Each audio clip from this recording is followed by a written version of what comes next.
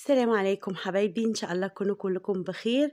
طبعا رمضان وخيره وبركته معانا، ولسه متواصلين في الحاجات اللي بنعملها في رمضان أو لرمضان. طبعا كان المخلل بقى خلاص قرب يخلص، وهف علينا كده نعمل ايه؟ حبة من الليمون المعصفر الحلو كده. والليمون حاجة سهلة قوي قوي، انا عملت كمية صغيرة جدا يعني قد برطمان كده صغير. هعمله ازاي؟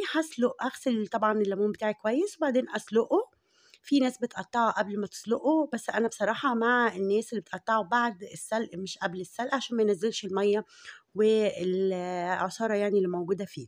هنكون معانا ايه هنا؟ هيكون معانا عصفر، حبة بركة، شطة، ملح، كله على حسب طبعا الكمية اللي عندي. هقلب كل الخليط ده كله كده على بعض، وهقطع الليمونة زي ما شفتوني كده بقطعها.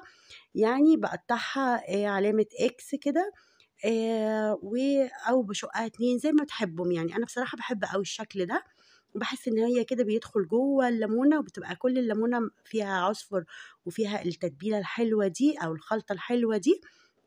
هنبدأ بقى نحشيه واحدة واحدة، وبمنتهى السهولة جدا جدا هنحصل على مخلل في كام يوم هنقضي بيه باقي رمضان إن شاء الله. ولو حبينا طبعا نعمل كمية كبيرة نقدر نعملها. هقول لكم كده تفصيلة صغيرة قوي قوي. لو انتي عايزاه تاكليه خلال أيام، اتكي عليه في السلق شوية. يعني ايه اتكي عليه في السلق شوية؟ يعني سيبيه يتسلق شوية كده زيادة. عايزاه يقعد عندك وقت طويل أو يفضل عندك لوقت طويل، هو كده كده بيتحفظ، لأن طبعا الليمون هو أصلا مادة حافظة يعني.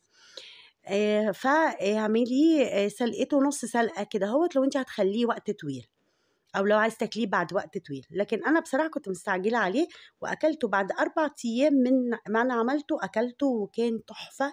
ولغايه دلوقتي بصراحه هو عندي، هو بقاله كام يوم كده بس يعني لسه موجود.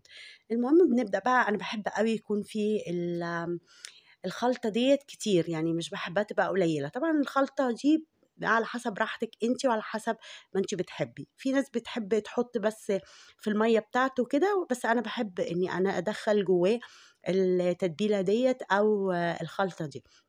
زي ما انتم شايفين اهو بعمل بالسكينه، زي ما انتم شايفين بشقه كده وببدأ ادخله او بفتحه كده، وببدأ ادخل التتبيله بتاعتي. الليمون من الحاجات السهله قوي قوي، هي والفلفل واللفت والحاجات دي كلها حاجات ما بتاخدش اي وقت مننا. وبصراحه لما تعمليها في البيت بتكون بتريحك وبتكون نظيفه، وبتحسي طبعا يعني ايه، بتكوني عارفه ومتاكده ان هي نظيفه وحلوه. زي بعد ما خلصت الكميه بتاعتي باحط فلفل بقى لو أنا حابة، على حسب، ممكن تحطي فلفل بارد، فلفل حامي زي ما أنتِ بتحبي. هنا كنت عملت إيه بالمَيّة دي مَيّة الليمون اللي أنا سلقته فيها ما رميتهاش. زوّدت عليها طبعًا كمية من الملح، وبدأت أضيفها فوق الليمون كده وأغطي بيها الليمون. وطبعًا لو عندِك كام ليمونة معصورين، يعني لو عندِك كام ليمونة تعصريهم، 3 ليمونات، ليمونتين زي ما تحبي، وتحطيهم فوقيها. بعدين بتحطي نقطة من الزيت وبتقفلي البرطمان طبعًا بطريقة محكمة جدًا بحيث ما يخشلهوش أي هوا. بعد 4 أيام بالضبط هتاكلي أحلى مخلل وأحلى ليمون معصفر، وألف هنا وشفا. قبل كده جبت لكم الطريقة بكل تفاصيلها، والمرة دي كمان قُلت لكم التفاصيل. ويالّا يا ست الكل قومي اعمليه، مش هياخد منِّك أي وقت خالص، وبأقل التكاليف ومستوى نضافة أنتِ عارفاه وحاكماه. ولو عجبِك الفيديو ما تنسيش تشوفينا بلايك وشير وسبسكرايب، ودعوة حلوة منكم.